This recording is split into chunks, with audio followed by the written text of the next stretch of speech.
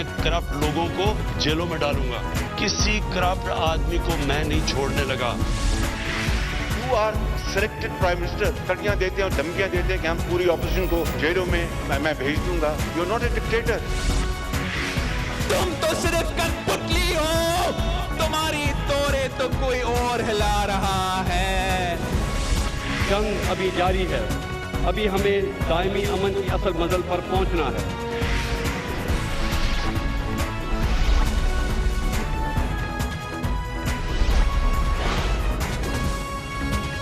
آپ دیکھ رہے ہیں خبروں, تبصروں اور تجزیات پر مبنی پاکستان کا سب سے معتبر نیوز شو دنیا, کامران خان کے ساتھ.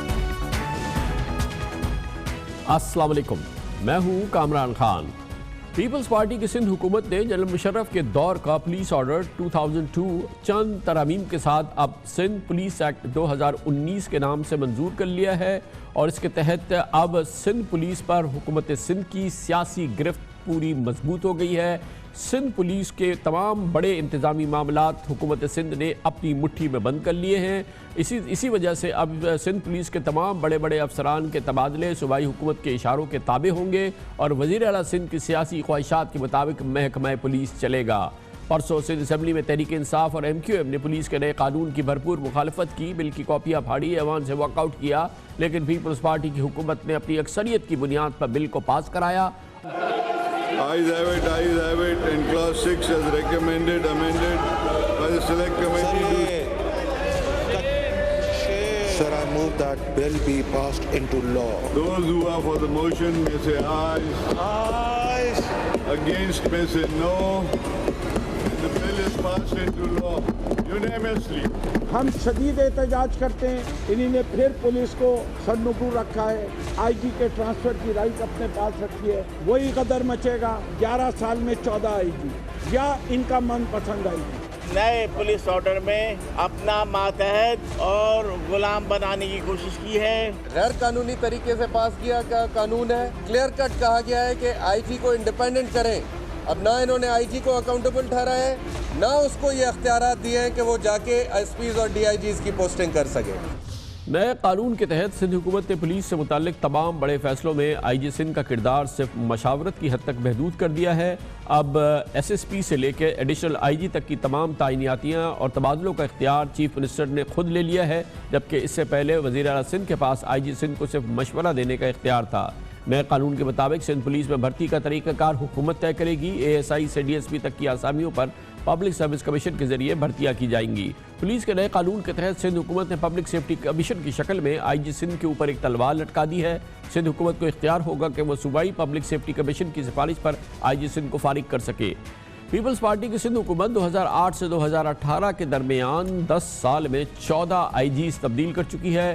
سندھ حکومت نے پچھلے سال سابق آئی جی اے ڈی خواجہ کو بھی ہٹانے کی کئی مرتبہ کوشش کی تھی, لیکن سندھ ہائی کورٹ کے فیصلوں کی وجہ سے سندھ حکومت کو بار بار رسوائی کا سامنا کرنا پڑا تھا. مگر اس بار سندھ حکومت نے پولیس ڈپارٹمنٹ کو انگلیوں پر نچانے کے لیے باقاعدہ قانون سازی کر لی ہے. اس اہم اور بہت ہی سیریس ڈیولپمنٹ میں بات کرتے ہیں. ہمارے ساتھ اسلام آباد میں موجود ہے سابق انسپیکٹر جنرل پولیس سندھ جناب افضل علی شگری. بہت بہت شکریہ شگری صاحب. فرمائیے گا, جمہوریت ہے, قانون ہے, اکثریت ہے, اسمبلی ہے, پاکستان پیپلز پارٹی کی حکومت نے اپنا قانون بنا لیا. مجھے آپ کو پسند آئے نہ پسند آئے, عوام کی مرضی ہو نہ ہو, مگر یہ تو ہو گیا ہے سر. ہاں یہ تو ہو گیا ہے, اس میں کوئی شک نہیں ہے, اور ہوا بہت برا. اس لیے کہ یہ 2002 کا قانون کا نام لیا اور اس قانون کو جب تبدیل کیا تو اس کا حلیہ بگاڑ دیا.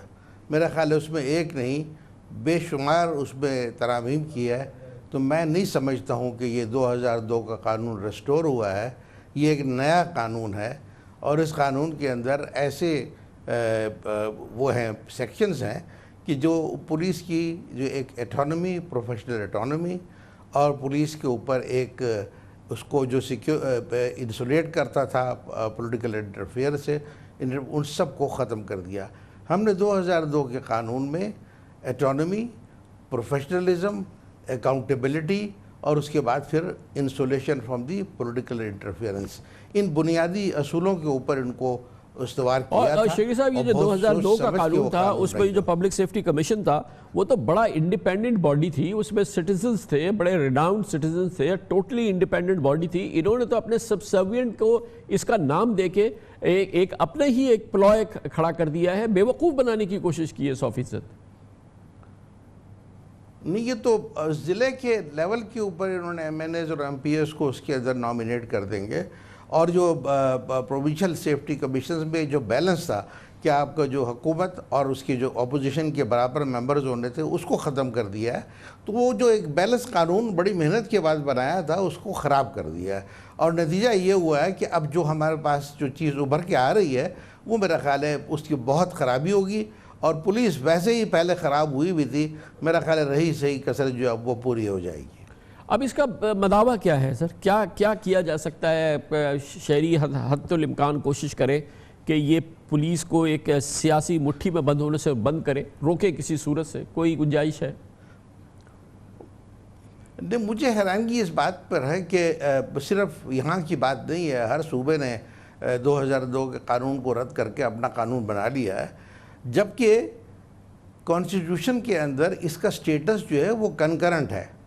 کنکرنٹ لسٹ نہیں ہے, لیکن اسپیشل لاز کے اس پہ جو وہ ہیں سیکشنز ہیں, یہ سٹیٹس ہے. ہم نے اس کو ایکسپلین بھی کیا ہے, اور عدالت عالیہ نے اس کے اوپر اپنے کیا کہتے ہیں ریمارکس بھی دیے ہیں, اور اس کے اوپر اپنا ڈیسیجن بھی دیا ہے کہ یہ آپ کو فیڈرل گورنمنٹ اور پروونشل گورنمنٹ دونوں اس قانون کو بنا سکتی ہے, اور فیڈرل گورنمنٹ کا قانون ہے اس کی پرائمیسی ہوگی.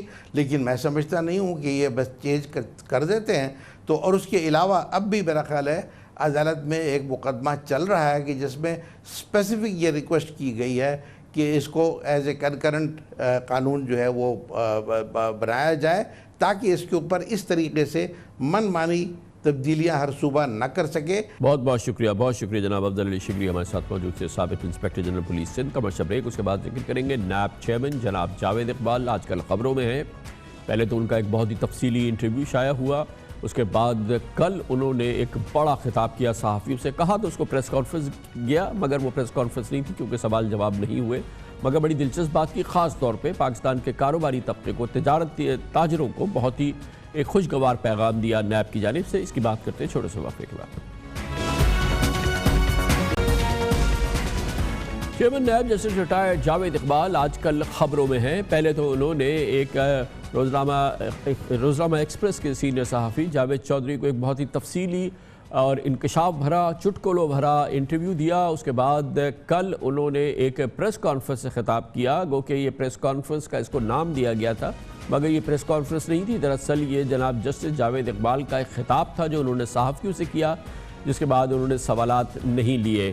اس پریس کانفرنس میں لگتا یہ ہے کہ نیب کی جانب سے بنیادی جو میسج تھا وہ یہ تھا کہ پاکستان کے کاروباری طبقے کو, تجارتی طبقے کو, پاکستان کے بزنس مین کو میسج یہ دیا جائے کہ نیب ان کے پیچھے نہیں ہے. پاکستان کی جو معاشی صورتحال خراب ہوئی ہے یا پاکستان کی معیشت کے جو مسئلے ہیں, کاروباری طبقہ اس وقت ہیرسٹ فیل کر رہا ہے, تو اس میں نیب کا کوئی قصور نہیں ہے. اور اسی تاثر کو ختم کرنے کے لیے جناب جاوید اقبال نے لگتا تھا کہ اس خطاب کا اہتمام کیا تھا, اور جس کا 70% جو حصہ تھا وہ کاروباری حلقے, تجارتی برادری کے لیے اور پاکستان کے بزنس مین کے لیے تھا. اور اس میں بارہا انہوں نے یقین دہانی کرائی کہ نیب پاکستان کے بزنس مین کے پیچھے نہیں جائے گا.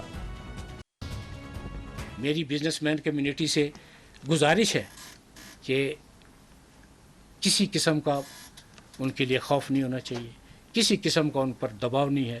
اور آج کے بعد میں تمام بزنس کمیونٹی کے لیے یہ پالیسی سٹیٹمنٹ دے رہا ہوں کہ آئندہ کسی بزنس مین کو میں نیب میں نہیں بلاؤں گا. ہم ان کو سوال نامہ بھیج دیں گے, وہ سوال نامے کا جواب دے دیں گے, ان کی ڈیفنس پلی, ان کی پلی کو بھی زیر غور رکھا جائے گا.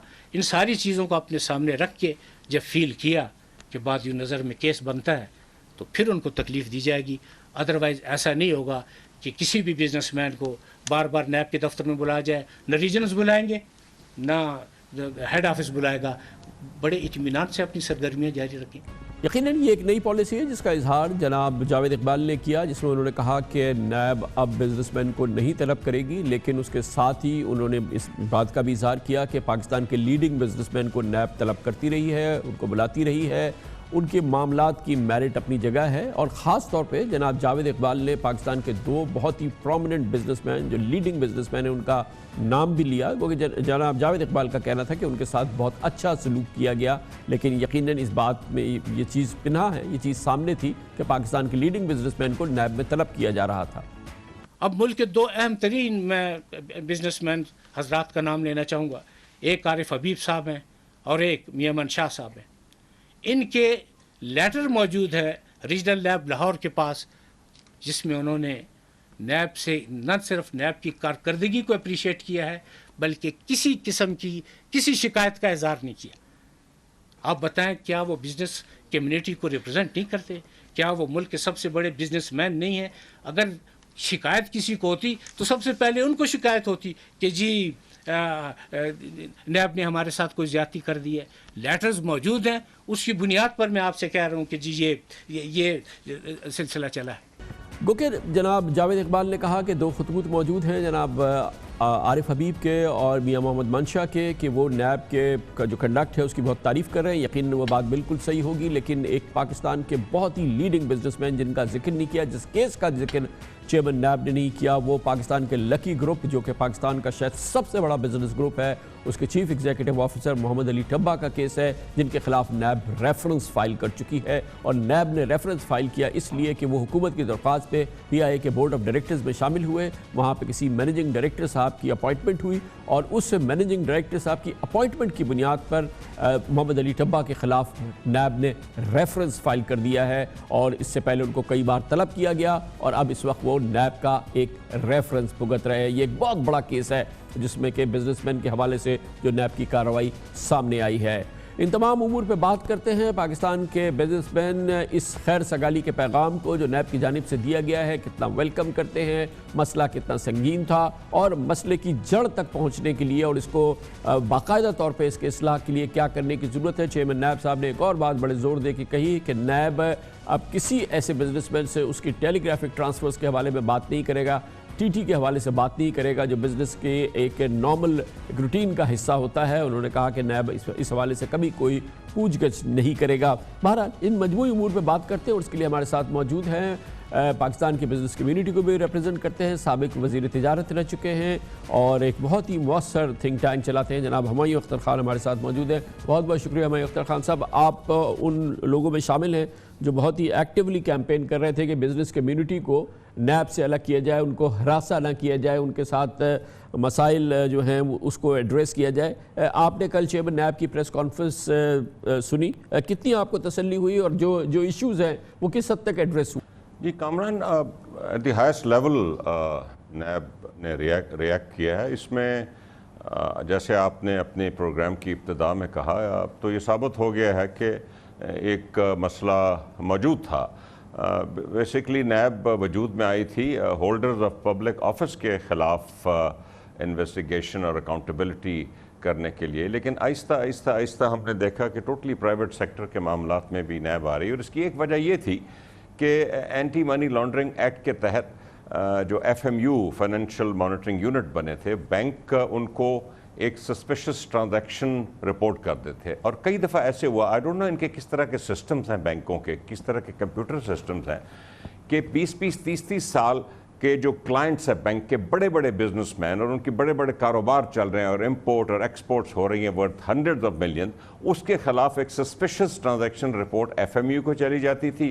اب ٹھیک ہے، اگر کوئی سسپیشس ہے اور وہ ٹیکس یا اس کا معاملہ ہے تو وہ آپ ایف پی آر کو بھیج دیں، اور ایف پی آر عام طور پہ ٹیکس کے معاملات بہت جلدی ریزالو کر لیتی تھی، یا آپ ایف آئی اے کو بھیج دیں، لیکن سم ہاؤ بزنس مین کے معاملات نیب تک پہنچ جاتے تھے۔ اب جب نیب تک پہنچنے ہیں تو بزنس مین کو بلایا جاتا تھا، وہ الیکٹرانک میڈیا میں آتا تھا، پرنٹ میڈیا میں آتا تھا، ان بڑے بڑے بزنس ہاؤسز کی ساری دنیا میں کاروباری تعلقات ہیں، وہ خبر آپ کو پتہ ہے کہ آج کل 1 منٹ میں پھیلتی ہے، اور آپ امیجن کریں کہ امریکہ، برطانیہ، ای یو، جاپان میں بیٹھے بیٹھے پتہ چلے کہ بھئی یہ بزنس مین کے خلاف تو منی لانڈرنگ کی کارروائی ہو رہی ہے، اور اس میں کسی طرح کا کوئی ثبوت ابھی نہیں ملا۔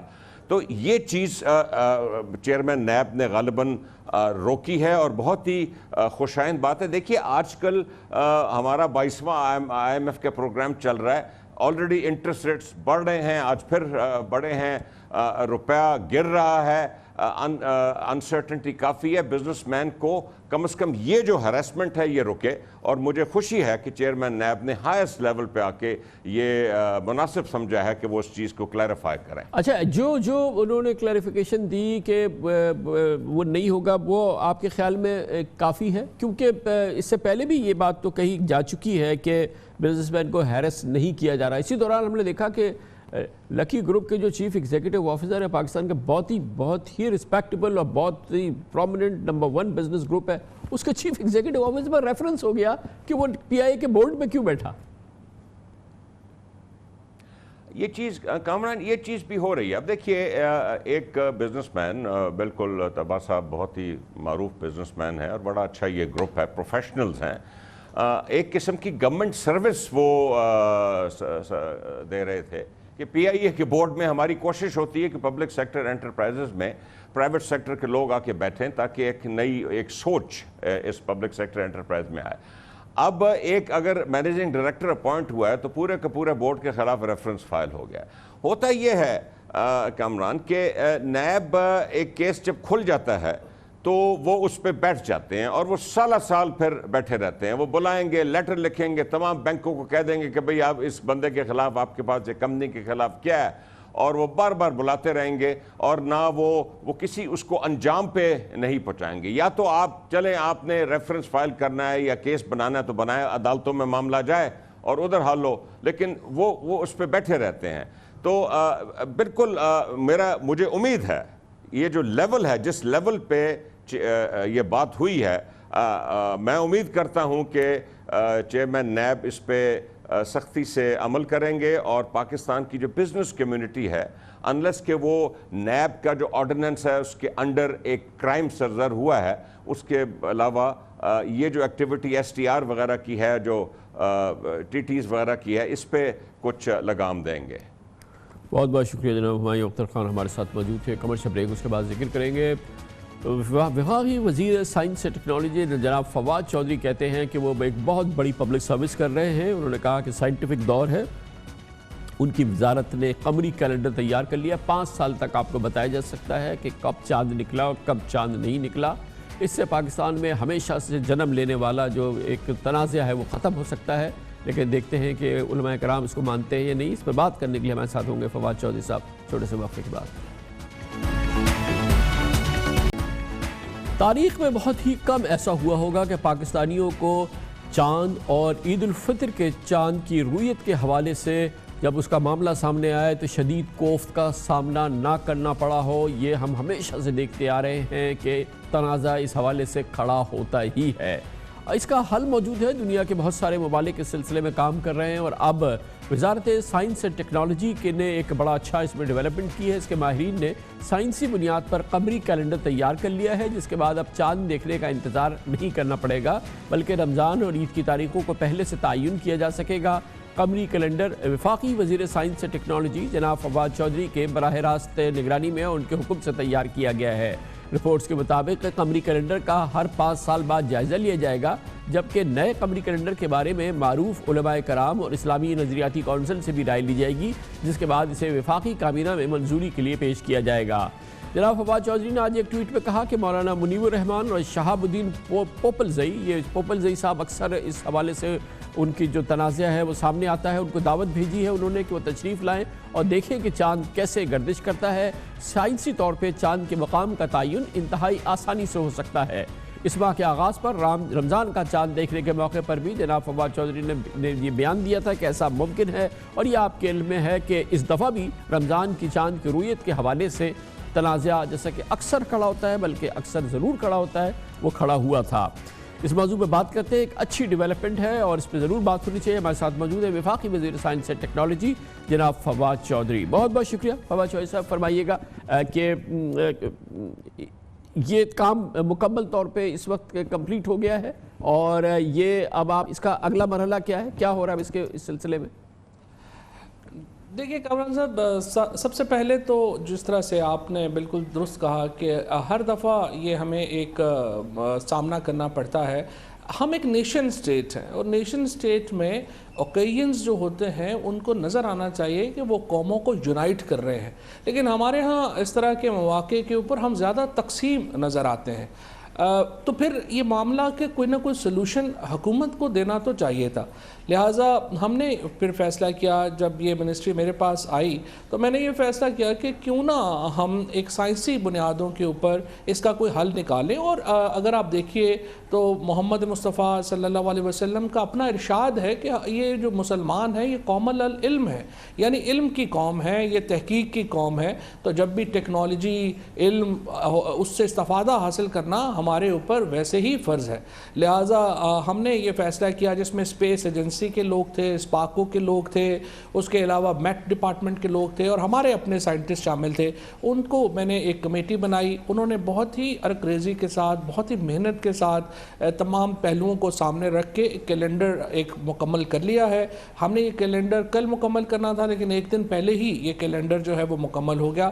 5 سال کی مدت جو ہے وہ رکھنا ضروری نہیں تھا. مدت تو آپ زیادہ مدت کا بھی کیلنڈر دے سکتے ہیں، لیکن 5 سال میں نے اس لیے رکھا کہ ٹیکنالوجی اتنی ریپڈلی تبدیل ہوتی ہے کہ کل شاید کوئی لوگ سمجھیں کہ اس کو نئی ٹیکنالوجی سے ایک نیا کیلنڈر بن جائے تو زیادہ اچھا ہے. لیکن فواز صاحب اس میں مسئلہ سارا جو ہے وہ شریعت کا ہے، رویت کا ہے، کیونکہ شریعت کہتی ہے کہ دیکھنا ضروری ہے. کیا آپ نے کچھ مثالیں دیکھی ہیں عالم اسلام کے اندر اس وقت کیا کیفیت ہے؟ جب آپ یہ کام کرنے جا رہے تھے تو کچھ یہ ریسرچ بھی ہوئی؟ دیکھیں 2 ویوز ہے. امام احمد بن حنبل کا ویو یہ ہے کہ چاند کا نیکڈ آئی سے نظر آنا ضروری ہے، اور وہ کہتے ہیں کہ اگر عالم اسلام میں کسی جگہ کے اوپر بھی نظر آ جائے گا تو پوری دنیا عالم اسلام میں عید ہوگی. امام شافعی رحمۃ اللہ علیہ کہتے ہیں کہ نہیں، یہ سائنس کا معاملہ ہے، ارتھمیٹک کا معاملہ ہے، اور جو ارتھمیٹک سے حساب آئے گا وہ اس کے مطابق جو ہے وہ فیصلہ کیا جائے گا. لیکن ہمارے ہاں تو آپ دیکھیے ایک عجیب معاملہ چل رہا ہے. ہمارے ہاں تو یہ چل رہا ہے جو میرا صرف جس کی مجھے استدلال کی سمجھ نہیں آتی ہے کہ پرانی دوربینوں سے دیکھنا تو حلال ہے لیکن ماڈرن ٹیکنالوجی اور ماڈرن دوربینوں سے دیکھنا حرام ہے. تو مجھے اس کی سمجھ نہیں آئی اور اس لیے میں نے اسلامک آئیڈیالوجی کونسل کو یہ کیلنڈر صبح جو ہے وہ بھجوا رہا ہوں اور ان کو پورا پروسیس بھی بتایا ہے کہ کس طرح سے ہم کہتے ہیں کہ چاند کی پیدائش ہوئی ہے یا چاند نظر آیا ہے. اور اگر آپ اس کو سمجھتے ہیں کہ نیکڈ آئی سے دیکھنا ضروری ہے تو پھر تو ظاہر ہے کہ ہر محلے کی، ہر گلی کی، ہر شہر کی اپنی عید ہونی چاہیے. پھر ایک عید تو ہو ہی نہیں سکتی، پھر تو آپ بھول ہی جائیے. لہٰذا واحد طریقہ فواز چودھری صاحب نہ اس دفعہ رمضان ایک ہوا نہ عید ایک ہوئی. کب ہم نے تو اپنی پوری زندگی گزار لی، شاید ہی 2 4 5 دفعہ ہوئی ہوگی ایک عید. یہ تو ہم ہمیشہ سنتے ہیں کہ مختلف. دیکھیے ملیشیا میں بھی ایسا ہی تھا، برونائی میں بھی ایسا ہی تھا، ٹرکی میں بھی ایسا ہی تھا، باقی جگہوں پہ بھی ایسا ہی تھا. وہاں ملک آگے گئے ہیں. یہ تمام ممالک اب کیلنڈر استعمال کرتے ہیں، کیلنڈر کے مطابق اپنا عید اور رمضان، محرم کا فیصلہ کرتے ہیں. اگر ہم نے یہاں پہ پرائیویٹ رکھنی ہے ہر چیز اور ریاست کے بجائے پرائیویٹ لوگوں نے ڈیسائیڈ کرنا ہے کہ کیا کیا ہوگا تو پھر تو آپ تقسیم ہی نظر آئیں گے. میرا معاملہ یہ ہے کہ ریاست کو جہاں یہ فیصلے کرنے ہیں، جہاں پہ آپ نے اتنے پروگرام کیے، ہم نے کیے، بار بار ریاست نے کہا کہ ہم سپیس نہیں دیں گے، پرائیویٹ اونرشپ ختم کریں گے، وہیں پر یہ بھی فیصلہ ریاست نے ہی کرنا ہے کہ کیا ریاست کے اندر ریاستیں بنائی جا سکتی ہیں. میرے خیال میں نہیں بنائی جا سکتی. ہم کابینہ کے سامنے رکھیں گے، باقی فیصلے تو کابینہ نے کرنے ہیں اور ظاہر ہے کہ ہم نے اپنا فرض جو ہے کابینہ کی، پرائم منسٹر کی. جب آپ نے یہ پروجیکٹ شروع کیا تو ایک دلچسپی موجود ہے کیونکہ ایک عام پاکستانی کی تو بہرحال دلچسپی ہے کہ یہ مسئلہ حل ہو جائے. پاکستانیوں کی بہت دلچسپی ہے. مجھے جو فیڈ بیک ملا ہے سوشل میڈیا کے اوپر، باقی میڈیا کی طرف سے، وہ بہت انکریجنگ ہے. خود دنیا ٹیلی ویژن نے تو کمال کیا، انہوں نے تو خود ہی تحقیق کی اور ایک اپنا قمری کیلنڈر جو ہے وہ بھی انہوں نے بنایا. سو ایک پورا آپ سمجھیے کہ ایک بہت بڑی سپورٹ حاصل ہے. لیکن اس کا جو کابینہ کے اندر جب جائے گا، یہ کل اسلامی نظریاتی کونسل میں جائے گا اور اسی ہفتے پھر دوبارہ جو ہے یہ کابینہ کو ریفر ہو جائے گا. کابینہ پھر فیصلہ کرے گی. میرا استدلال صرف یہی ہے کہ میری نظر میں یہ فیصلے ریاست کو کرنے ہیں، انڈیویجولز کو نہیں. تو یہ فرمائیے گا کہ یہ تو قمری کیلنڈر جو آپ نے بنا لیا، اس دفعہ عید کب ہے اس قمری کیلنڈر کے لحاظ سے؟ یہ کل جو اسلامی نظریاتی کونسل سے جاری ہوتا ہے تو پھر اس کی تفصیلات جو ہے وہ آپ کے سامنے جو ہے وہ آ جائیں گی. ابھی جو ہمارا جو تمام اس کے ایک چیز ہے نا جو اسلامی نظریاتی کونسل مانے نہ مانے مگر یہ ایک سائنٹیفک چیز ہے, وہ چاہے پھر رویت ہو چاہے کچھ ہو, میں تو ایک صرف اس علمی لحاظ سے پوچھ رہا ہوں. ہاں نہیں, ہمارے حساب کے مطابق عید جو ہے وہ 5 تاریخ کو ہوگی, اور اس کے اوپر ہم نے جو ایک دن ہے چاند کا, دیکھیں چاند کی برتھ سے لے کے چاند کی جو شہادت ہے اس تک ہر معاملے کو بڑی تفصیل سے ڈسکس کیا گیا ہے. وہ کیلنڈر بھی آپ کو سامنے آئے گا, اور 5 تاریخ کو ہمارے حساب سے عید ہوگی. بہت شکریہ جناب فواد چودھری, وفاقی وزیر سائنس اینڈ ٹیکنالوجی. پاکستان میں پہلی بار حکومتی سطح پر, ایک بھرپور حکومتی سطح پر وزارت سائنس اینڈ ٹیکنالوجی نے قمری کیلنڈر تیار کر لیا ہے. 5 سال کے لیے رویت ہلال کے حوالے سے ایگزیکٹ ڈیٹس موجود ہیں. دنیا کے ممالک میں ایسا ہوتا ہے, ترکی میں ہوتا ہے, ملیشیا میں ہوتا ہے, برونائی میں ہوتا ہے, اور دوسرے کئی ملکوں میں ہوتا ہے, اور یہ اب اسلامی نظریاتی کونسل میں جائے گا, اس کے بعد یہ کابینہ میں جائے گا. اس قمری کیلنڈر کے لحاظ سے بدھ یعنی 5 جون کو پاکستان میں عید الفطر ہوگی, اور 4 جون کی رات کو یعنی کہ مغرب کے بعد چاند دیکھا جانا چاہیے, چاند کی رویت ہو جائے گی, اور 5 جون کو عید الفطر ہوگی. میں اعلان نہیں کر رہا ہوں, یہ میں آپ کو بتا رہا ہوں کہ جو قمری کیلنڈر حکومت پاکستان نے تیار کیا ہے اس کے مطابق یہ چیز جو ہے یہ عیاں ہو گئی ہے, اور یہ سائنٹیفکلی یہ بات ثابت آ رہی ہے کہ چاند جو ہے وہ 4 جون کی رات کو 29ویں روزے کو نظر آ جائے گا, اور 5 جون کو یکم شوال ہوگی, بدھ کے روز عید الفطر ہوگی. قمری کیلنڈر کے لحاظ سے یہ سرکاری اعلان نہیں ہے. کمرشل بریک, اس دوران آپ نیوز ہیڈ لائن دیکھیں, جس کے بعد ہم اپنے پروگرام کے باقی حصے کے ساتھ واپس آتے ہیں.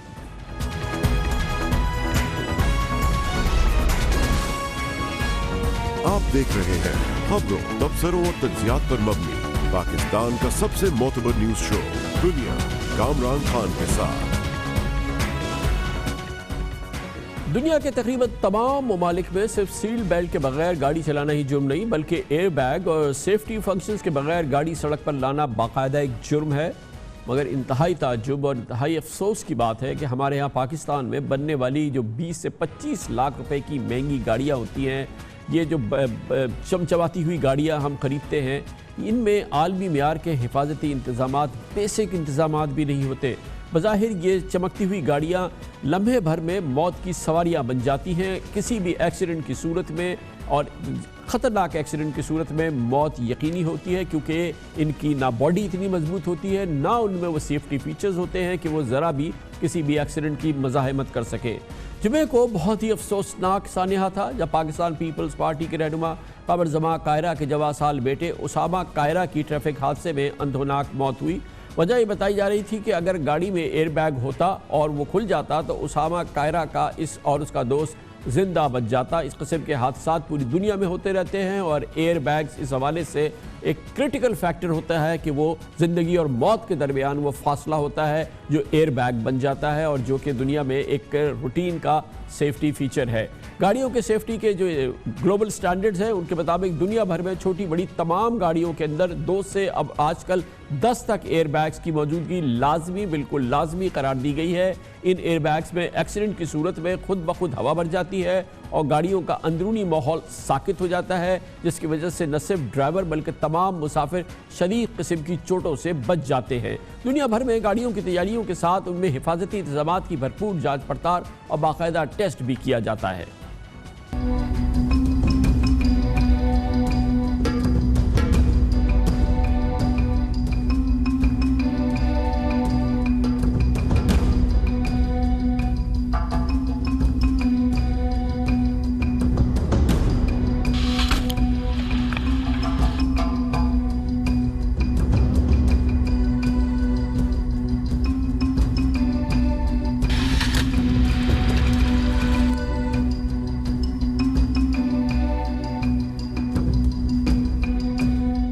تشویش کی بات ہے کہ پاکستان میں گاڑیاں بنانے والی تینوں بڑی کمپنیاں, تینوں جاپنیز کمپنیاں ہیں, ٹویوٹا, ہونڈا اور سوزوکی, جن کے کئی ماڈل ایسے ہیں جن میں ایئر بیگز ہوتے ہی نہیں या सिर्फ नए मॉडल की कुछ गाड़ियों में एक एक दो एयर बैग्स लगाए गए हैं। और इन्हीं तीनों कंपनीज के गैर मुल्की मॉडल्स में अगर वो पाकिस्तान में नहीं बन रहे तो ये तमाम हिफाजती इंतजामात होते हैं। न जाने क्यों ये तमाम कंपनीज पाकिस्तान में इंसानी जान को आसान समझती हैं और वो स्टैंडर्ड फीचर जो वो अपनी ही गाड़ियों में पाकिस्तान के बाहर रखती हैं पाकिस्तानियों को इसका मुस्तहिक नहीं समझती। इसीलिए लोग पाकिस्तान में तैयार होने वाली महंगी नई गाड़ियों के बजाय इस्तेमाल शुदा पुरानी और रिकंडीशन गाड़ियों को प्रेफर करते हैं और वो पुरानी गाड़ियाँ ख़रीदने को तरजीह देते हैं।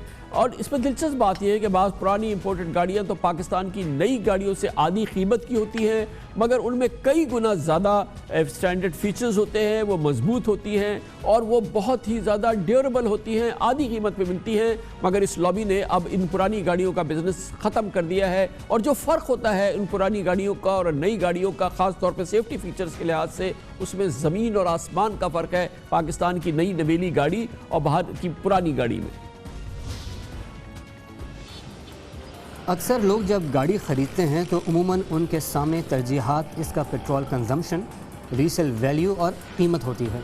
मगर एक चीज़ जिस पर हम सबको तवज्जो देनी चाहिए वो है बुनियादी हिफाजती इक़दाम। अफसोस से कहना पड़ता है कि जहां सार्फिन को शायद सेफ्टी फ़ीचर्स के एतबार से इतनी आगाही नहीं, वहीं कंपनियां भी भारी कीमतें तो वसूल कर लेती हैं मगर सेफ्टी फ़ीचर्स मसलन एयर बैग्स के मामले में डंडी मार जाती हैं और नतीजा ये होता है कि हादसे की सूरत में कई कीमती जानें ज़ाया हो जाती हैं।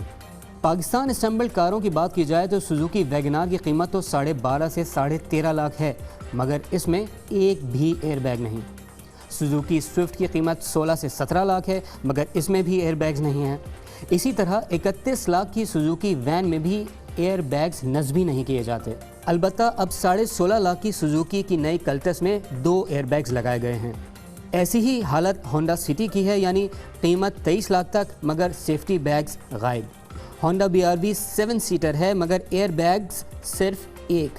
जी हाँ, 7 अफराद की हिफाजत के लिए एक एयर बैग, जबकि 38 लाख की होंडा सिविक में सिर्फ 2 एयर बैग्स होते हैं। टोयोटा की भी ऐसी हालत है, कीमत 34 लाख तक मगर हिफाजत के लिए सिर्फ 2 एयर बैग्स मौजूद होते हैं। अब आइए ज़रा इंपोर्टेड गाड़ियों का जायज़ा लेते हैं। तकरीबन 19 लाख तक वाली टोयोटा विड्स में 4 से 12 एयर बैग्स दिए जाते हैं। डाइहार्डजू मीरा सिर्फ 660 सीसी की गाड़ी है, कीमत 14 लाख है लेकिन इसमें 6 एयर बैग्स होते हैं। टोयोटा IQ 1000 सीसी कार है, इसकी कीमत 11 लाख तक होती है और इसमें 10 एयर बैग्स होते हैं। इसी तरह टोयोटा की एक्वा और प्राइस गाड़ियों में हिफाजत के लिए 8 से 12 एयर बैग्स होते हैं। आज ही एक इम्पॉर्टेंट इससे रिलेटेड डेवलपमेंट सामने आई और गाड़ियों में एयर सेफ्टी बैग मौजूद होने के लिए अब पंजाब असम्बली में आज एक करारदाद जमा कराई गई है। करारदाद में मौक़िफ़ इख्तियार किया गया है कि हुकूमत गाड़ियाँ बनाने वाली कंपनियों को पाबंद करे कि तमाम गाड़ियों में सीट बेल्ट के साथ सेफ्टी एयर बैग भी लाजमी नस्ब करें। आज ही लाहौर हाई कोर्ट में भी गाड़ियों में सेफ्टी फीचर्स न होने को चैलेंज किया गया है। ये पिटीशन में इस मुद्दा उठाया गया है कि पाकिस्तान में मल्टी नेशनल कंपनीज महंगे दामों गाड़ियाँ फ़रोख्त करती हैं लेकिन उनमें हिफाजती आलात नस्ब नहीं होते। और दिलचस्प बात यह है कि यही कंपनी जो हैं जब इससे डिस्ट्री मॉडल की गाड़ियाँ किसी और मुल्क में बनाती हैं तो वे तमाम सेफ्टी फीचर्स रखती हैं, लेकिन पाकिस्तान में ये गाड़ियाँ जो हैं वहाँ से दुगनी कीमत पर हैं मगर यहाँ बेसिक सेफ्टी फीचर्स नहीं। हमने आपको दिखाया कि ऐसी गाड़ियाँ हैं जिनमें एक भी एयर बैग नहीं है। इस तमाम उमूर पर बात करते हैं, हमारे साथ मौजूद हैं कॉर्पोरेट अफेयर्स और ख़ास तौर पर ये ऑटोमोबाइल गाड़ियों की जो अफेयर्स हैं इनके बहुत एक्सपर्ट हैं जनाब मुज़म्मिल असलम हमारे साथ मौजूद है। बहुत बहुत शुक्रिया मुज़म्मिल असलम साहब। ये बताइएगा कि ये बेसिकली तो हमारे यहाँ कोई रेगुलेटरी अथॉरिटी है जिसने जहाँ से ये गाड़ियों को हम लाइसेंस देते हैं कि वो गाड़ियाँ बनाएं। कितनी अजीब सी बात है कि सुजुकी अगर जापान में गाड़ी बना रही है, इससे आधी कीमत में बेच रही है, तो वहाँ पे तो 8 एयर बैग लगा रही है, यहाँ पे एक भी नहीं लगा रही और किसी मॉडल में नहीं लगा रही। होंडा जो है वो वहाँ पे 12 एयर बैग लगा रही है, यहाँ पे सिर्फ 2 एयर बैग ऊपर लगा रही है, नहीं लगा रही। आखिर ये किसका काम था कि इसको चेक करे? और इन कंपनियों में कोई अपने अंदर कोई एक रिस्पॉन्सिबिलिटी, सेंस ऑफ रिस्पॉन्सिबिलिटी नहीं है? देखें, पहली बात तो ये है कि कॉर्पोरेट सोशल रिस्पॉन्सिबिलिटी वो तो पाकिस्तान में दुनिया का एक मेन चीज़ है, ये पाकिस्तान में तो है ही नहीं। दूसरी बात, एक इंजीनियरिंग डेवलपमेंट बोर्ड जिसका सुनने में आ रहा है कि एक बिल्डिंग में मतलब 6 से 8 लोगों का दफ्तर है जो इनको सारी चीज़ों के लिए अप्रूवल देती है। तीसरी चीज़, ministries of industries and production जिसकी जिम्मेदारी बनती है کہ یہ وہ جب لا رہے ہیں تو یہ ساری چیزوں کا پابند کرے. چوتھا آپ کا بورڈ آف انویسٹمنٹ, جب یہ لے کر آ رہے ہیں ان کو تو بس سرمایہ کاری آ رہی ہے, اس کے پیچھے نہیں دیکھ رہے. آپ نے جو کامران بھائی جو بات کی نا, یہ ایئر بیگ, دنیا ایئر بیگ سے بہت آگے چلی گئی ہے. چھوٹی چھوٹی گاڑیوں میں جو ہے اب ریڈار سسٹم آ گئے, خدا نہ خواستہ کوئی آگے آ جائے تو وہ خود بریک لگا دیتی ہے. لین اسسٹ آ گئے کہ کوئی اگر لین اس سے ادھر ہو جاتی تو گاڑی خود بخود لین میں جو ہے اندر آ جائے گی. پھر اس کے بعد جو ہے کروز کنٹرول آ گیا. جیسے ابھی یہ بچہ تھا, اس نے تیز گاڑی چلائی تھی, وہ کروز کنٹرول یہ ہوتا ہے کہ آپ اس کو فکس کرتے ہیں ایک سپیڈ پہ. اگر آپ کے گھر کا ڈرائیور آپ پہ اعتماد نہیں ہے تو آپ کی گاڑی نہ چاہتے ہوئے اس سے اوپر نہیں جائے گی. جیسے ہائی ویز میں سپیڈ لمٹ ہوتی ہے 80-100 کلومیٹر, تو آپ کروز لمٹ لگا دیں. کبھی کبھار آپ کی آنکھ لگ جاتی ہے تو اس کے لیے بھی جو ہے اگر کوئی سامنے آ جائے گا تو خود گاڑی بریک لگا دے گی. دنیا کہاں سے کہاں 10th 11th جنریشن پہ گاڑیوں پہ پہنچ گئی ہے. ابھی سوزوکی والوں نے اپنی میران ڈسکنٹینیو کر کے 2nd جنریشن کا سیدھا 8th جنریشن میں آئے. اس میں بھی آپ حیران ہوں گے کہ جس میں ایئر بیگز نہیں, کوئی چیز نہیں, سیفٹی فیچر نامی تو کوئی چیز ہی نہیں ہے پاکستان میں. اچھا, اور یہ پرائسز جو ہے یہ جہاں پر یہ گاڑیاں بن رہی ہیں, جہاں پہ اس کے بعد جہاں جا رہی ہیں, اس سے کتنی زیادہ یہ پرائسز, ہم جو پاکستانی ایک بیچارہ پے کر رہا ہے اتنے پیسوں کی, تو وہ باہر اگر جا کے گاڑی لے تو, اور اس کو بیسک فیچر بھی آپ نہیں دے رہے. میں آپ جاپان کی بات چھوڑ دیں, میں پچھلے دنوں امریکہ گیا تھا. امریکہ میں آج سے مطلب 4-5 سال پرانی گاڑی, بڑی بڑی مرسڈیز, جیپنیز, کوئی گاڑی $10,000 سے اوپر کی نہیں ہے, یعنی کہ پاکستانی 10 لاکھ. اور یہاں پہ یہ جو چھوٹا سا صابن دانی جو ہے وہ 12 لاکھ 13 لاکھ سے شروع ہوتی ہے. یہ غریب ملک پہ کتنا ظلم کیا جا رہا ہے, اور الٹا انہیں کہا جا رہا ہے کہ آپ 0 میٹر گاڑی لیں. یہاں پہ ایک طرف لوگوں کی جیبوں میں پیسے نہیں ہیں. تیسری بات یہ ہے کہ یہی گاڑی جاپانی جس میں سارا کچھ بریک, ایئر بیگز, یہ وہ, اگر 5 سال پرانی ہو نا تو وہ 5 سے 6 لاکھ روپے پاکستانی میں. اس پہ حکومت جو ہے ڈیوٹی 3 سال گاڑی پرانی پہ 660 سی سی پہ 5.5 لاکھ روپے لے رہی ہے, تو اس کی قیمت 14 لاکھ ہو گئی ہے. اسی طریقے سے 1500 سی سی گاڑی جو ہے 9 سے 10 لاکھ روپے کی 3 سال پرانی ملتی ہے, اور وہ اس پہ حکومت ڈیوٹی لگ بھگ 12 لاکھ روپے 13 لاکھ روپے لے رہی ہے. تو اگر حکومت جو ہے صرف یہ گاڑیوں کو الاؤ کر دے, میں آپ کو ایک اور چیز بتاؤں کہ 1 لاکھ روپے سال کا یہ پیٹرول الگ سیو کریں گی. پاکستان میں 80 لاکھ گاڑیاں ہیں, اب 80 لاکھ کو چھوڑ دیں, صرف 25 لاکھ گاڑیاں اگر ہائیبریڈ پاکستان میں چلے نا تو سالانہ 250 ارب روپے کی اس ملک کی پیٹرول میں صرف بچت ہو, اور اس کے علاوہ 100 ارب روپے حکومت کو اس. اچھا, اور یہ تو اب یہ تو لوگوں کا آپشن آلموسٹ کلوز ہی ہو گیا ہے کہ وہ پرانی گاڑی بیچارے پرانی گاڑی خرید لیں جہاں پر ان کو فیچرز بھی مل جائیں, ان کو سیفٹی بھی مل جائے, ان کے پیسے بھی کم لگے, مضبوط بھی ہو, گاڑی کسی ایکسیڈنٹ کو سہ بھی سکے. مگر اب ان کو مجبور کیا گیا کہ یہ نئی گاڑی خریدو جو کہ اس سے کہیں بدتر ہے جو کہ پرانی گاڑی ملتی ہے. اور اس کے علاوہ لائن میں لگو. اب بھی اگر آپ کوئی گاڑی بک کراتے, جیسے سوزوکی آلٹو کی اگزامپل لے لیں, یہ لانچ ہوئی ہے, انہوں نے 3000 گاڑیاں بک کرائی ہیں اور سب سے 5-5 لاکھ روپے لے لیے. گاڑی کی ڈیلیوری کا ٹائم بھی نہیں دیا اور حتمی قیمت بھی نہیں بتائی. کہہ رہے ہیں ڈی ویلیویشن ہو رہی ہے, ہم قیمت آپ کو جب آپ کو ڈیلیور کریں گے اس دن بتائیں گے. یعنی کہ کون سا کاروبار ہو رہا ہے جس میں آپ نے پیسے بھی لے لیے اور گاڑی کی قیمت اناؤنس ہی نہیں کی کمپنی ہے. تو اس طریقے سے لوٹا جا رہا ہے, کوئی اوور سائٹ نہیں ہے, نہ اس میں کمپٹیشن کمیشن دیکھ رہا ہے, نہ انجینئرنگ ڈیولپمنٹ بورڈ دیکھ رہا ہے. اور یہ کرنے والے کون؟ Ministry of commerce.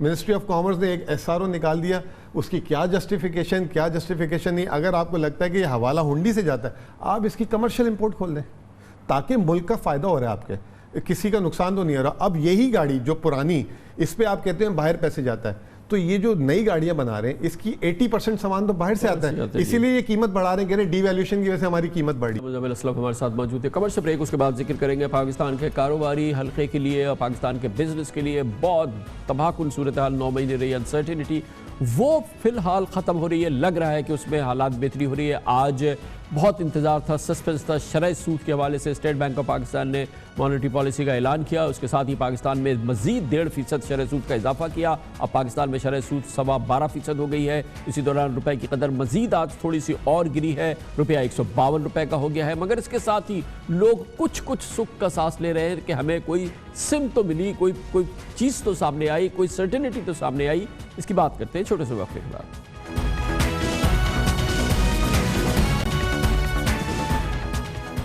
پچھلے 9 ماہ سے عمران خان حکومت کا سب سے بڑا مسئلہ یہ تھا کہ کاروباری برادری میں, سرمایہ کاروں میں ایک تجسس تھا, ایک گو مگو کی کیفیت تھی, ایک انسرٹینٹی تھی کہ نہ جانے پاکستان کے جو मीशत है वो किस सिमत आगे जाएगी, पाकिस्तान में शरह सूद कहाँ जाके ठहरेगा, पाकिस्तान में रुपए की कदर कहाँ जाएगी, पाकिस्तान में बिजली गैस की कीमतें कहाँ जाके रुकेंगी, ये बेयकीनी की कैफियत अब ख़त्म होनी चाहिए। इसकी आज ठोस इब्तिदा हो गई है और इस हवाले से अनसर्टिनिटी ख़त्म होने के लिहाज से आज अहम दिन था, क्योंकि आज स्टेट बैंक ऑफ पाकिस्तान ने आइंदा 2 माह के लिए मॉनेटरी पॉलिसी का ऐलान कर दिया, जिसके मुताबिक बुनियादी शरह सूद में आज 1.5% का इजाफा किया गया है और इस इजाफे से अब 12.25% हो गई है पाकिस्तान में शरह सूद, जो कि 8 साल की बुलंद तरीन सतह है। 12.25% शरह सूद पाकिस्तान में हो गई है। बहुत अहम बात यह है कि आज करेंसी मार्केट में डॉलर के सामने रुपया अपनी पोजीशन किसी हद तक बरकरार रख रहा था। इंटरबैंक में डॉलर आज 149 रुपये 65 पैसे का हो गया।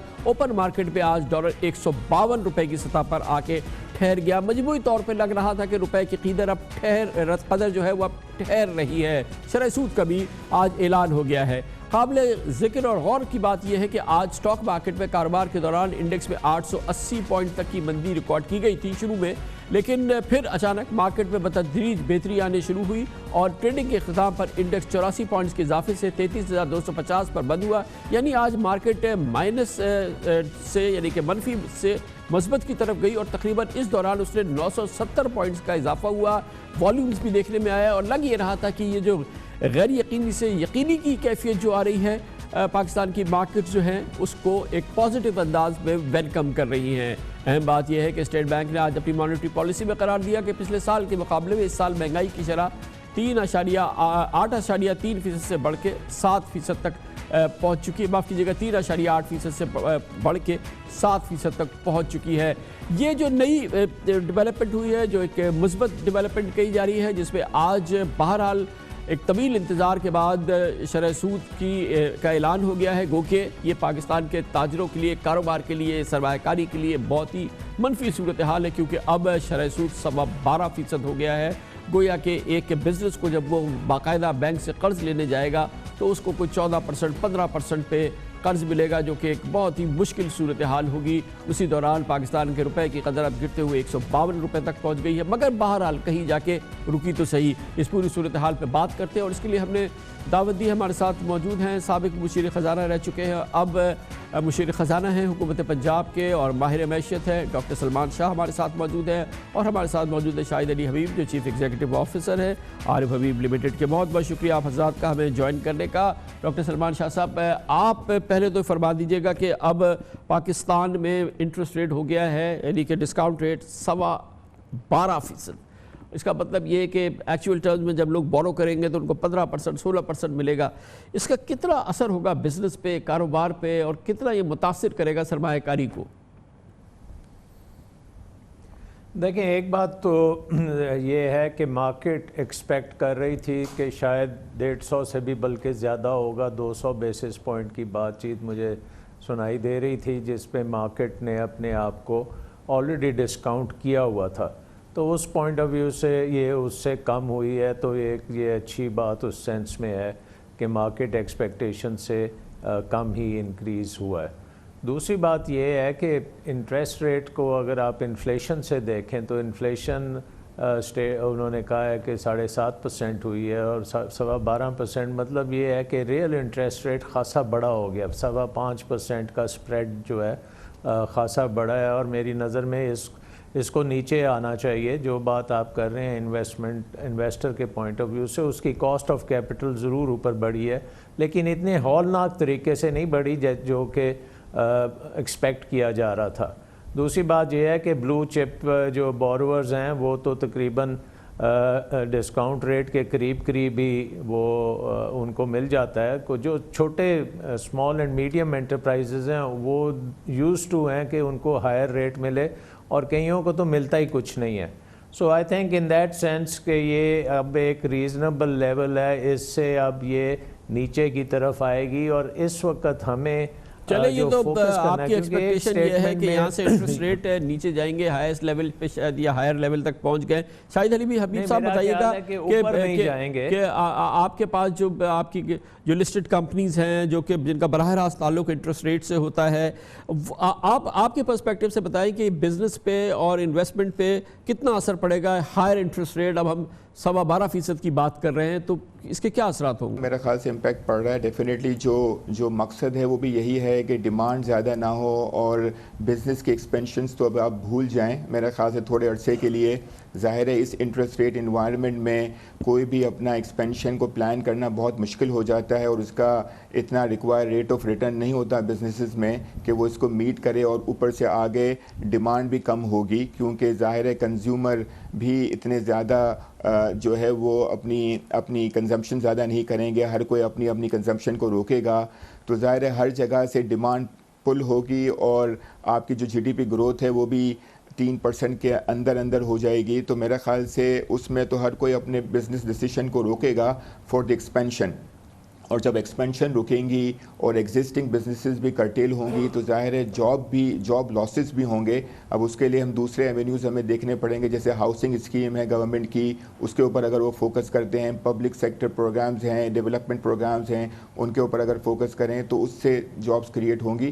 ادروائز جو ہے پرائیویٹ سیکٹر سے تو بزنس میں شرنکیج ہوگا, اور اس کی وجہ سے ہماری تو ڈاکٹر سلمان شاہ صاحب آپ نے سن لیا کہ جو مارکیٹ ہے, جو پلس ہے وہ بڑی نیگیٹو ہے. ظاہر ہے کہ 12.25% ڈسکاؤنٹ ریٹ کی جو رجیم ہوگی اس میں ہی ہوگی, اور آج ہی آپ نے دیکھا کہ روپیہ بھی چلے اب کچھ جگہ جا کے, مگر پھر بھی آج تقریباً 1% مزید ڈیپریسیٹ ہوا ہے. آج 152 روپے کا $1 ہو گیا ہے. یہ بھی ایک ظاہر ہے کہ ایک مشکل صورتحال کی مزید عکاسی ہے جو حالات کے خراب ہونے کی نشاندہی کر رہی ہے مستقبل میں بھی.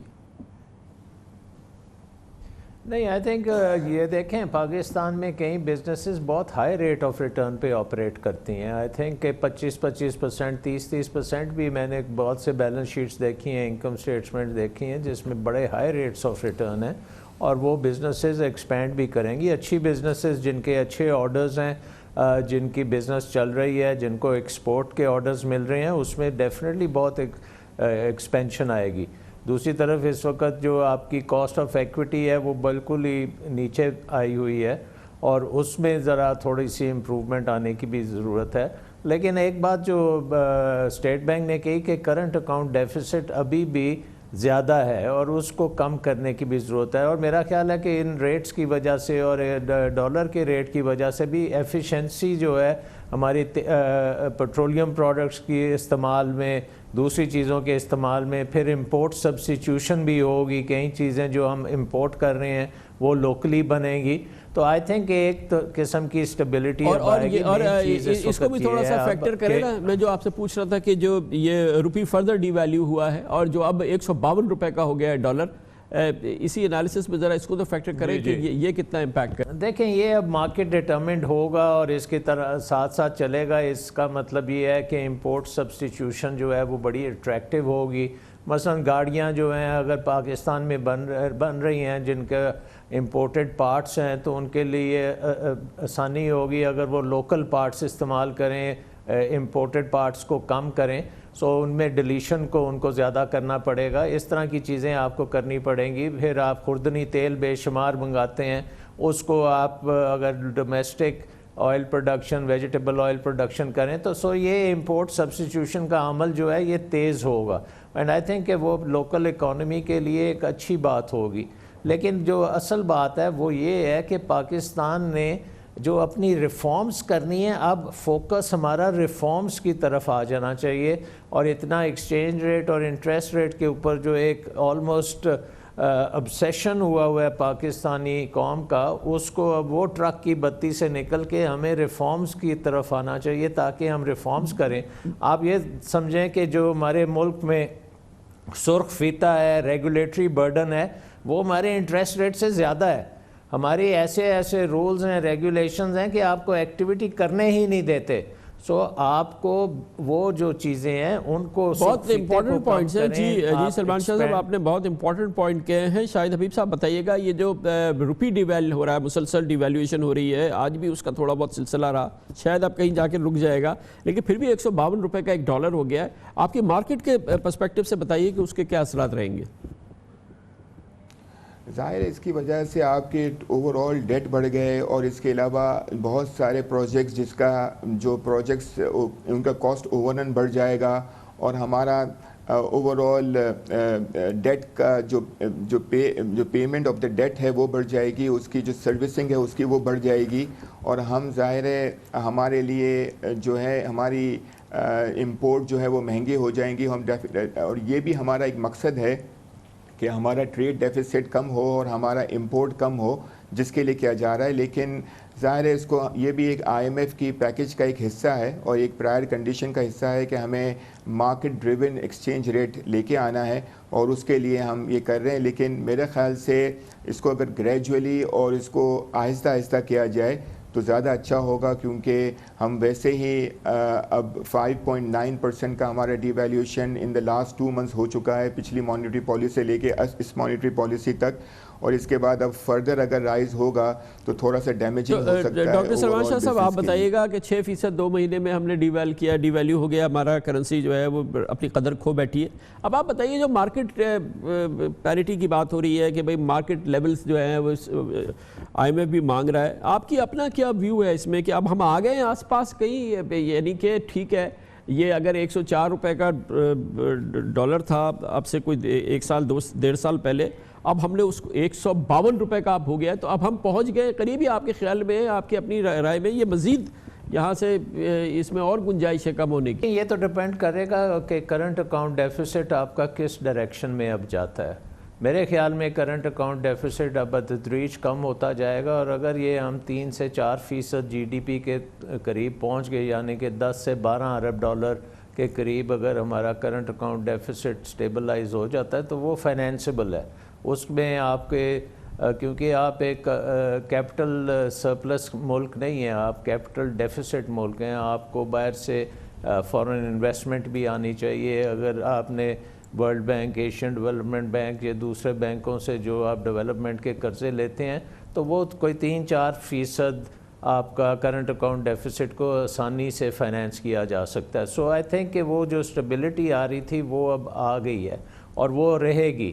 اب میرے خیال میں آگے چل کے اگر انفلیشن قابو میں ہی رہتی ہے، کیونکہ ابھی اسٹیٹ بینک نے ضرورت سے زیادہ میرا خیال ہے یہ انٹرسٹ ریٹس کو بڑھایا ہے، اور اس کی وجہ یہ ہے کہ وہ ایکسپیکٹ کر رہے ہیں کہ انفلیشن تھوڑی سی اور اوپر جائے گی، کیونکہ وہ ابھی تک پوری طرح اکانومی میں جو ڈی ویلیویشنز ہوئی ہیں اس کا اور کرنسی کی کمزوری کی وجہ سے جو انفلیشنری امپیکٹ آ رہا ہے وہ پوری طرح ابھی اکانومی کے تھرو چلے گا. تو آئی تھنک کہ وہ بیسکلی اب آہستہ آہستہ اگر آئل پرائسز گلوبل کوئی کرائسس نہیں آتا، ایران کی کوئی جنگ نہیں ہو جاتی، تو یہ پھر نیچے کی طرف آئے گا. آپ بتائیے گا، آپ لوگ بڑا ریسرچ کرتے ہیں، آپ کی مارکیٹ بڑی ریسرچ کرتی ہے، 152 روپے کا ڈالر ہو گیا ہے، کیا یہ ہے مور اور لیس مارکیٹ ویلیوز کہ یہی حقیقی ویلیو ہے روپے کی ڈالر کے مقابلے میں، یا آپ کے خیال میں روپیہ مزید سستا ہونا چاہیے ڈالر خریدنے کے لیے، یعنی کہ 152 سے 155 60 65 ہو جانا چاہیے، یا یہ پہنچ گئے اب ہم جہاں پہنچنا چاہیے تھا؟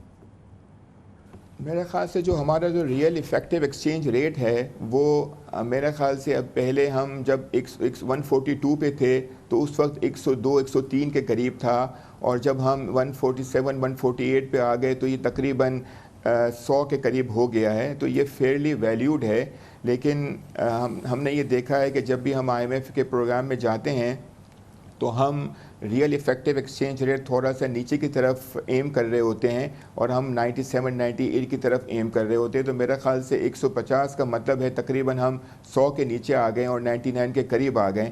تو میرا خیال سے یہ ہماری ریسرچ کے مطابق، ہماری ایکسپیکٹیشنز کے مطابق تو جون اینڈ کا نمبر جو ہے وہ تقریباً 149 150 کے قریب کا تھا، اور ہم دسمبر کے اینڈ تک جو ہے وہ تقریباً 154 155 تک ایکسپیکٹ کر رہے ہیں، اس سے زیادہ نہیں کر رہے. لیکن اس کو اگر تیزی سے کیا جائے گا تو یہ اوور آل ایکسپینشن کے لیے، اوور آل بزنس کے لیے ڈیمیجنگ ہوگا.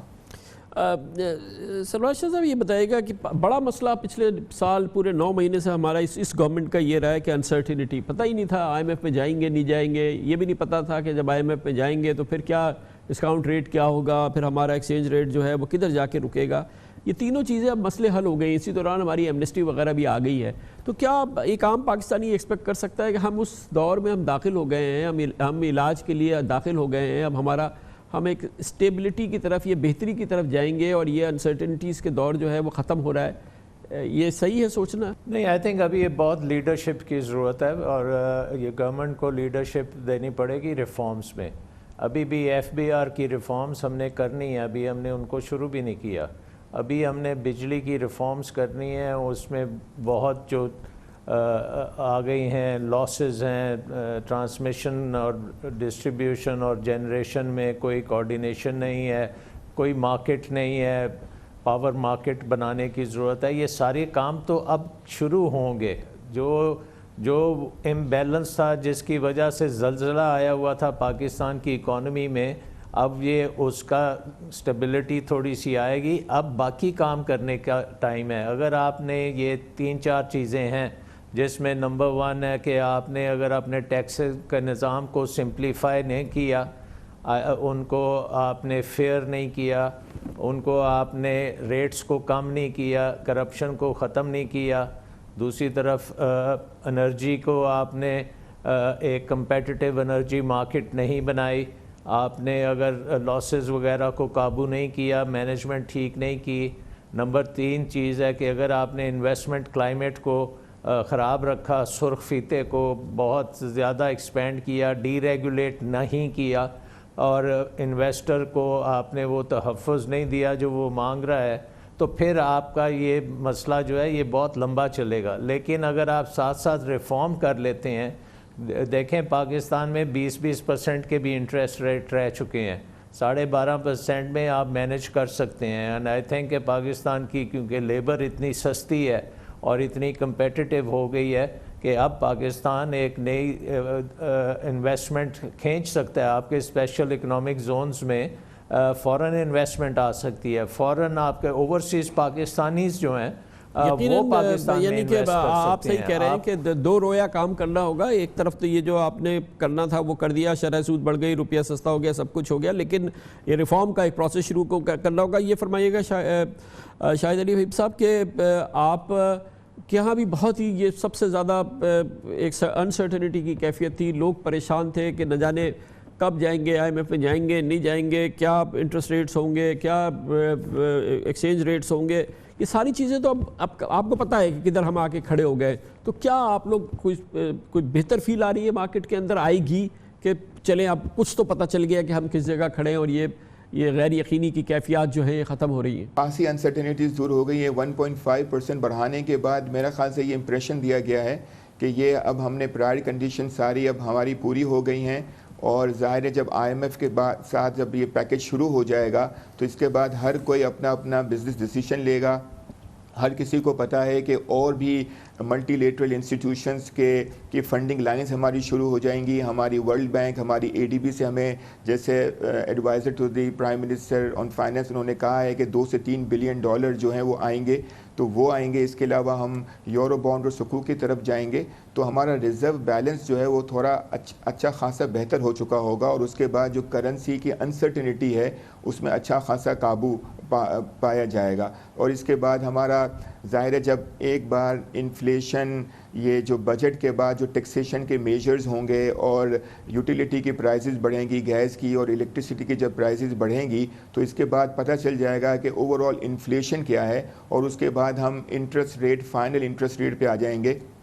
ہمارے خیال سے تو 12.25% کا جو اب پالیسی ریٹ ہو گیا ہے یہ میرے خیال سے پیک کر گیا ہے. اور اس کے بعد آگے اگست سپٹمبر کے بعد سے تھوڑا انفلیشن قابو میں آئے گا. بہت شکریہ جناب شاہد علی حبیب. ڈاکٹر سلمان شاہ ہمارے ساتھ موجود تھے. کمرشل بریک، اس کے بعد ذکر کرتے ہیں سیاست کی خبر. بھرپور ایک خبر تھی. ہم نے دیکھا اتوار کے روز جناب بلاول بھٹو زرداری نے ہوسٹ کیا مریم نواز شریف کو. اور سیاست کے 2 یہ جواں سال رہنما ہیں، انہوں نے سامنے آئے ہیں. مگر بڑی دلچسپ بات یہ ہے کہ اب اپوزیشن کی ڈرائیونگ سیٹ پہ بلاول بھٹو زرداری بیٹھ گئے. حالانکہ وہ بھرپور استعمال کر رہے ہیں اپوزیشن کی سب سے بڑی جماعت پاکستان مسلم لیگ نون کا اپنے مقصد کے لیے اور اپنے پولیٹیکل پوسچر کے لیے زبردست استعمال ہو رہا ہے PMLN کا. اس کی بات کرتے ہیں چھوٹے سے وقفے کے بعد. بلاول بھٹو زرداری تیزی سے سیاسی گر سیکھ رہے ہیں، چاہے اس لیے ان کی رہنمائی ان کے والد کر رہے ہوں یا حالات سے سیکھ رہے ہوں، لیکن لگتا یہ ہے کہ وہ اب باقاعدہ سیاسی گریجویٹ ہو چکے ہیں. इसी वजह से इस कमाल महारत के साथ उन्होंने हुकूमत के ख़िलाफ़ तहरीक में अपोजिशन की। ऐसा लगता है कि ड्राइविंग सीट संभाल ली है। इस वक्त leader of the opposition, effective leader of the opposition Bilawal Bhutto Zardari हो चुके हैं। इसी तरह से कमाल महारत के साथ उन्होंने, बल्कि ज़बरदस्त कारीगरी के साथ उन्होंने भरपूर अंदाज में पाकिस्तान मुस्लिम लीग नून का इस्तेमाल भी किया है। ये वही बिलावल भुट्टो जरदारी हैं और यही पीपल्स पार्टी है जिसने न सिर्फ ये कि जनाब नवाज शरीफ की हुकूमत ख़त्म करवाने में भरपूर किरदार अदा किया, उन्हें जेल भिजवाने के लिए भरपूर तहरीक चलाई और पनामा केस के हवाले से उनके ख़िलाफ़ तहरीक चलाई और हर लिहाज से डिच किया जनाब नवाज शरीफ को और उनकी पाकिस्तान मुस्लिम लीग नून को।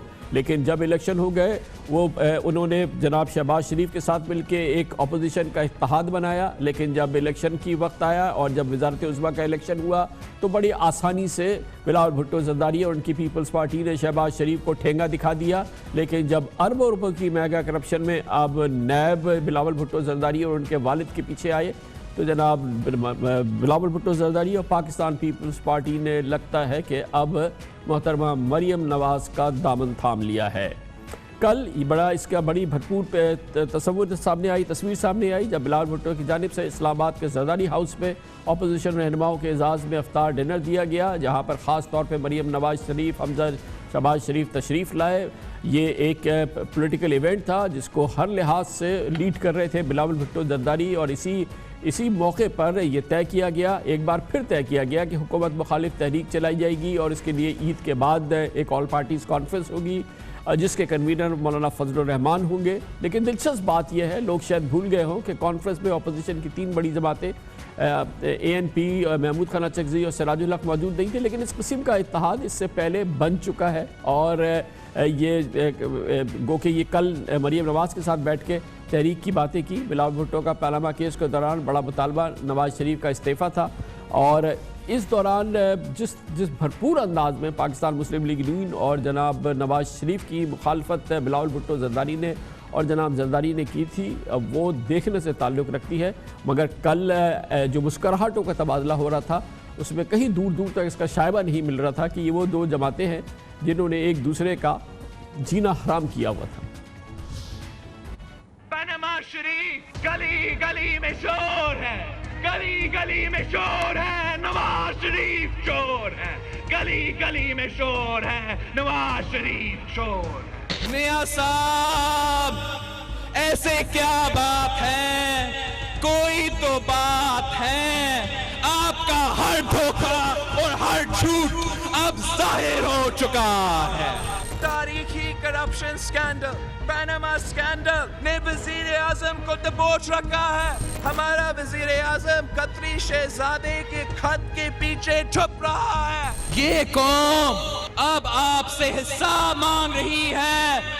अब हम खामोश नहीं बैठेंगे, हम पनामा लीज की पीछा करेंगे।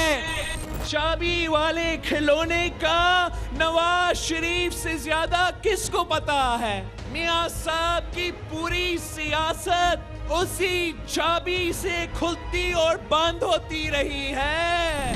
JIT रिपोर्ट को स्टडी करके हमने अभी मुतालबा करना है कि वज़ीर आज़म नवाज शरीफ साहब कानूनी ग्राउंड्स, लीगल ग्राउंड्स पर अभी इस्तीफ़ा देना पड़ेगा।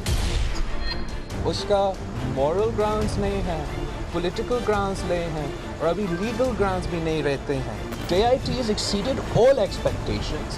इसमें तो बिल्कुल legal grounds, their crimes have been highlighted. Their crimes. JIT की तारीफ, NAP की तारीफ और उसके बावजूद अब अपनी ही घर पे, अपने दाएं पे मरियम नवाज शरीफ को, बाएं पे हमजा शहबाज शरीफ को और सामने आसिफ जरदारी साहब के साथ जनाब शाहिद खाकान अब्बासी को बिठा दिया। ये बिलावल भुट्टो जरदारी की यकीनन महारत है। इस मौजू पर बात करते हैं, हमारे साथ मौजूद है साबिक वज़ीर आज़म जनाब शाहिद खाकान अब्बासी।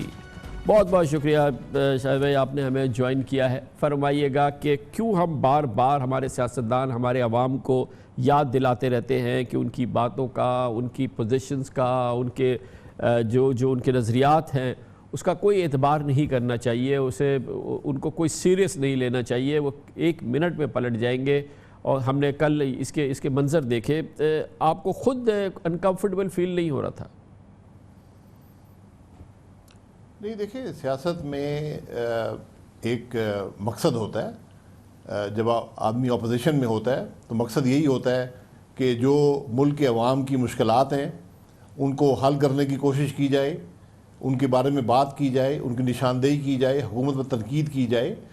تو جو ابھی آپ نے سنایا اس وقت بلاول بھٹو صاحب کی پارٹی اپوزیشن میں تھی, ہم اقتدار میں تھے, ان کے اپوزیشن کے پارٹنرز پی ٹی آئی تھے. آج حالات بدل چکے ہیں, آج پی ٹی آئی اقتدار میں ہے, بھائی صاحب یہ میں نے اس وقت سنایا, ہمارے پاس ٹائم میں ہم وہ سنا دیتے تھے. الیکشن کے بعد آپ ملے تھے ان کے ساتھ, آپ الیکشن کے بعد ملے ہیں, آپ نے یہی تحریک چلانے کی بات جب بھی کی تھی, جب بھی پورا ایک چارٹر بنا تھا, جب بھی یہ کہا تھا کہ ہم سڑکوں پر آ رہے ہیں, ہم یہ جیسی الیکشن کے ریزلٹس آئے تھے اس کے بعد آپ ساتھ ملے تھے. تھوڑی دنوں بعد جب یہ الیکشنز ہوئے, شہباز شریف صاحب کو ٹھیکہ دکھا دیا پیپلز پارٹی نے, آپ کے پریزیڈنشل کینڈیڈیٹ کو دکھا دیا. سینٹ کے الیکشنز میں آپ کے ساتھ کیا ہوا, یہ تو پھر تو آپ تو دونوں اپوزیشن میں تھے, وہ ایکسپیرینس بھی آپ کو یاد نہیں ہے؟ نہیں, سینٹ کا الیکشن جب ہوا تو وہ ہم حکومت میں تھے, وہ اپوزیشن میں تھے. میں یہ بازی ہے, شہباز شریف صاحب کی ہمارا اختلاف بھی رہا وہ, لیکن ایک بڑے مقصد کے لیے آج اکٹھے ہیں.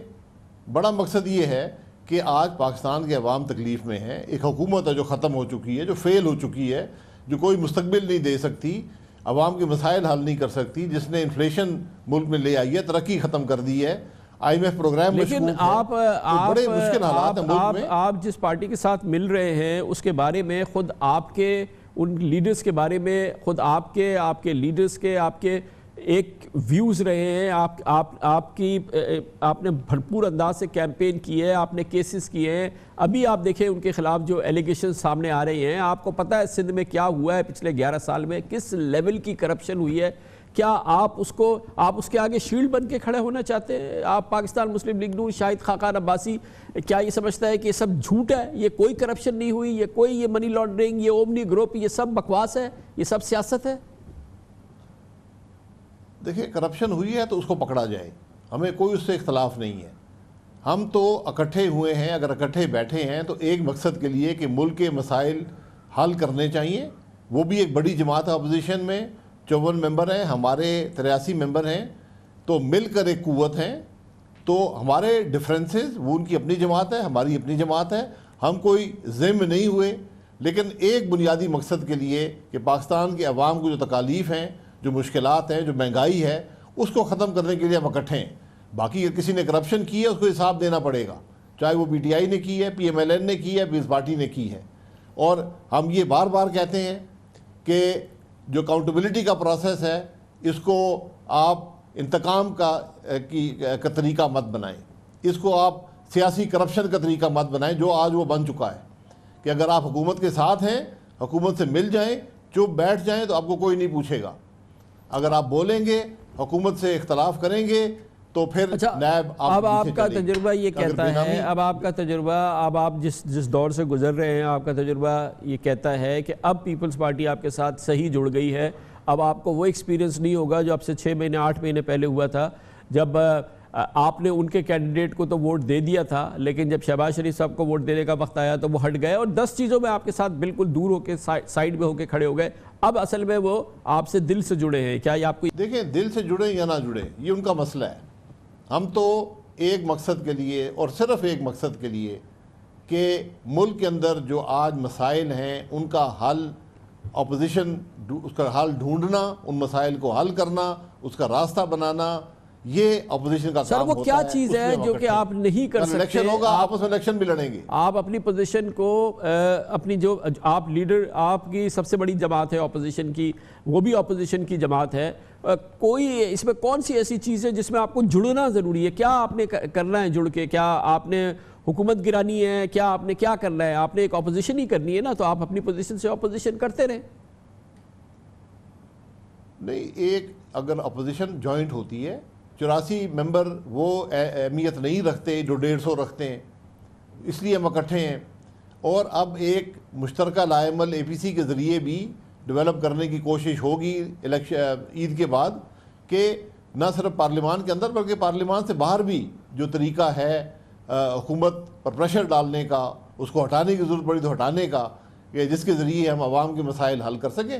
بنیادی بات ہے کہ حکومت ناکام ہو چکی ہے. اب ہم پر لازم ہے کہ کوئی ایسا سیاسی حل ڈھونڈیں کہ اس سے پہلے کہ ملک میں انارکی آئے اور امریت آئے تو ایک سیاسی طریقے سے جمہوری طریقے سے ملک کے اندر تبدیلی لائی جائے. تو اس کے لیے یہ جو یہ شپ ہے اس کو اسٹیئر مولانا فضل الرحمان کریں گے, ان کو آپ نے لیڈر بنایا آپ دونوں پارٹیوں نے اپنا؟ نہیں وہ کنوین کریں گے, ایک کنوینر ہوتا ہے. ہم نے بھی کہا تھا ہم کنوین کرتے ہیں, لیکن مولانا صاحب نے کہا کہ نہیں اس دفعہ میری ذمہ داری ہے. یہ آل پارٹیز کانفرنسز اس سے پہلے بھی ہوئی ہیں اور نہ صرف اپوزیشن نے کی ہیں بلکہ آپ کو یاد ہوگا کہ نواز شریف صاحب جب پرائم منسٹر تھے انہوں نے بھی تمام جماعتوں کو بلایا تھا, 2 دفعہ بلایا, ایک دفعہ افغانستان کے ایشو پر, ایک دفعہ ضرب عظم میں, کہ ایک جوائنٹ کنسنسس ہو جو ملک کے اندر معاملات ہیں, جو مشکلات ہیں, اس پر ہم سب مل کر ایک کام کریں. آج بھی ملک کو ضرورت ہے کہ ایک نیشنل ڈائیلاگ ہو, لیکن حکومت اس بات کی پرواہ نہیں ہے. وہ اگر نہیں سمجھتے کہ ڈائیلاگ کی ضرورت نہیں ہے تو پھر اپوزیشن پر لازم ہے کہ وہ خود راستہ تلاش کرے. تو اس کے لیے رمضان کے بعد تحریک چلانے کی وہی جو پی ٹی آئی کا اسٹائل ہوتا تھا, دھرنے اور یہ وہ, اسی سے تو دباؤ پڑتا ہے, تو یہی سب کچھ کریں گے آپ لوگ یا کوئی نیا طریقہ اپنائیں گے؟ نہیں, دباؤ کے بہت طریقے ہوتے ہیں.